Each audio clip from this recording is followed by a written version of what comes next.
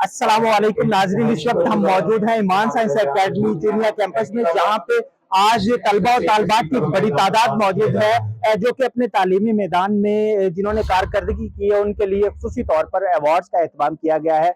हम यहाँ पर मौजूद हैं, यहाँ पर तालीम दो शख्सियात की एक बड़ी तादाद भी मौजूद है जो इन बच्चों को अपने दस्ते शफकत से अवार्ड्स भी देगी और उनकी दुआएं भी देगी ताकि वो मुस्तकबिल में अपना बेहतर जो है वो इनपुट दे सकें और तालीमी मैदान के साथ साथ अपनी आने वाली जिंदगी में भी बेहतर जो है वो कारकर्दगी करें। यहाँ पे आए हुए मेहमानों से भी बातचीत करेंगे और इसके साथ साथ यहाँ पे आए हुए जो तलबा और तालबात इनसे भी बातचीत करेंगे कि उनको आज इस तकरीब में आगे कैसा लगा।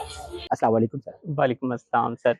सर आपको इस तकरीब में आके कैसा लगा? सर इस तकरीब में आके मुझे बहुत अच्छा महसूस हुआ। हमारे इलाके में जो अच्छे और स्टैंडर्ड तलीमी इदारे थे वो बहुत कम है, जो मियारी तलीमी इदारे थे उनकी बहुत कमी थी। मैं इस बात से खुश हुआ हूँ इस तलीमी इदारे में पीएचडी और जो हाई क्वालिफाइड स्टाफ है वो काम कर रहा है और वो इस इलाके को और यहाँ के लोगों को सर्व कर रहे हैं।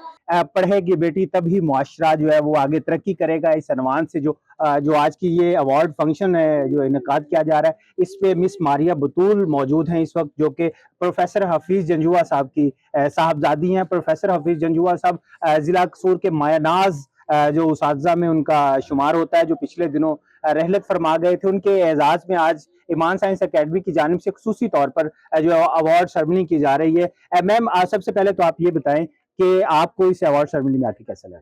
मुझे बहुत अच्छा लगा जब मुझे पहले दिन मैसेज आया था कि मतलब अब्बू के नाम पे ये मतलब अवार्ड दिया जा रहा है।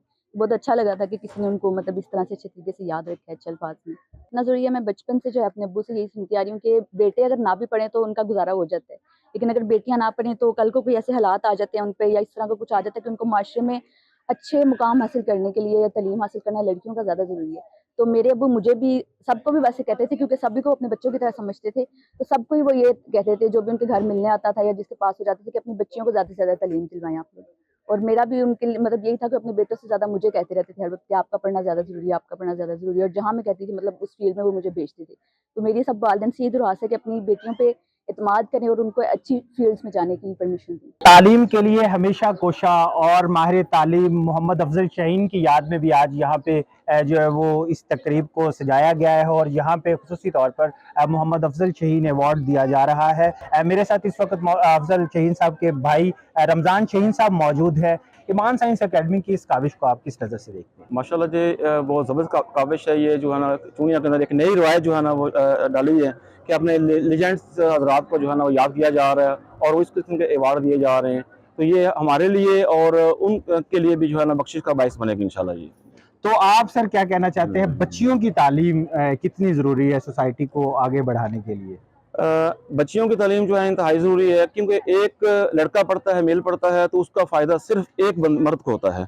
अगर एक लड़की पढ़ती है उससे पूरी चूँकि नस्ल चलनी होती है, तो लिहाजा वो नस्लों की जो है ना तामीर के लिए जो है लड़की को तालीम इंतहाई ज़रूरी चीज़ है। जी नाज़रीन, इस वक्त हमारे साथ मौजूद है डायरेक्टर ईमान साइंस एकेडमी सर मुबश्शिर अजीज। आइडिया कहाँ से आपको आया? सर ये हमारे हीरो हैं। Last time professor Hafeez Janjua साहब जो थे हमारे पास तशरीफ लाए थे, तो बड़ी खुशी हुई थी जब वो यहाँ पे आए। हमारे बड़े हैं वो शहर के, उनकी स्पीच भी हमारे पास अभी मौजूद है, वो हमने अभी रिकॉर्डिंग पे चलाने की है।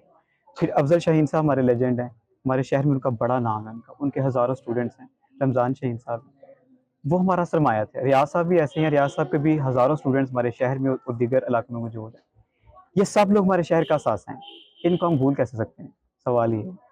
इनको हम कभी भी नहीं भूलने देंगे इंशाल्लाह, ना हम खुद भूलेंगे ना इनको भूलने देंगे। ये हमारे शहर का सासा है, हमारे सर का फ़ख्र है और इंशाल्लाह हम इन्हीं के नाम की बेस पे स्कॉलरशिप का भी आगाज़ कर रहे हैं। इस साल हम प्राइज़ दे रहे हैं, अवार्ड दे रहे हैं और इसी साल से ही हम इनके नाम पे स्कॉलरशिप भी 5-5 स्टूडेंट्स को पर मंथ 3000 स्कॉलरशिप भी दे रहे हैं। बच्चियों की तालीम के हवाले से ईमान साइंस एकेडमी के क्या प्रोजेक्ट्स हैं? सर बच्चों के लिए बहुत ज़रूरी है। अभी वर्ल्ड वुमेन डे गुजरा है, तो मैं समझता हूँ कि ये वुमेन के बगैर या औरतों के बगैर, बच्चों के बगैर हम लोग तरक्की कर ही नहीं सकते। ये हमारे माथे का झूमर है, ये हमारा जेवर है, इनके बगैर हम आगे सर्वाइव नहीं कर सकते। इस वक्त हमारे पास 1246 जो हैं वो फीमेल स्टूडेंट्स एनरोल्ड हैं हमारी ईमान साइंस एकेडमी में, और हम आज की सेरेमनी पे इन बच्चों को लैपटॉप्स दे रहे हैं और उससे भी बड़ी बात हम इस दफ़ा नकद कैश प्राइज़ दे रहे हैं ताकि बच्चों के अंदर ना हौसला अफजाई जो है वो मज़ीद बच्चों को हौसला मिले कि हमने अच्छा पढ़ना है। ये सारी की सारी डेडिकेशन है वो इन टीचर्स के नाम और मेरी वालदा के नाम। मेरी वालदा भी यहाँ पे मौजूद है, तो हमारी सेरेमनी के आज की वो सेंट्रल पॉइंट है। जी बहुत शुक्रिया। हमारे साथ सर मुबश्शिर अजीज साहब मौजूद थे। नाजरीन, इसी के साथ कि अपने बच्चों को पढ़ाएं, अपनी बच्चियों को पढ़ाएं, ये माएँ बहनें बेटियां कल इस मुआशरे को बेहतर अंदाज से जो आगे बढ़ाने में ना सिर्फ मददगार साबित होगी, बल्कि इसके साथ साथ इस सोसाइटी को तरक्की याफ्ता नस्ल बनाने में भी बच्चियों का खुसूसी तौर पर किरदार होगा। मैं ईमान साइंस अकेडमी की पूरी इंतजामिया को जो शुक्रिया भी अदा करता हूँ और खराज तहसीन पेश करता हूँ कि जिस तरह से उन्होंने हमारे उन उसातिज़ा को याद रखा कि जिन्होंने ना सिर्फ तालीम की आबियारी की, बल्कि एक नस्ल को पढ़ाया ताकि पाकिस्तान तरक्की कर सके। इसी के साथ अपने मेज़बान कामरान अशरफ को इजाज़त दें। अल्लाह हाफिज़।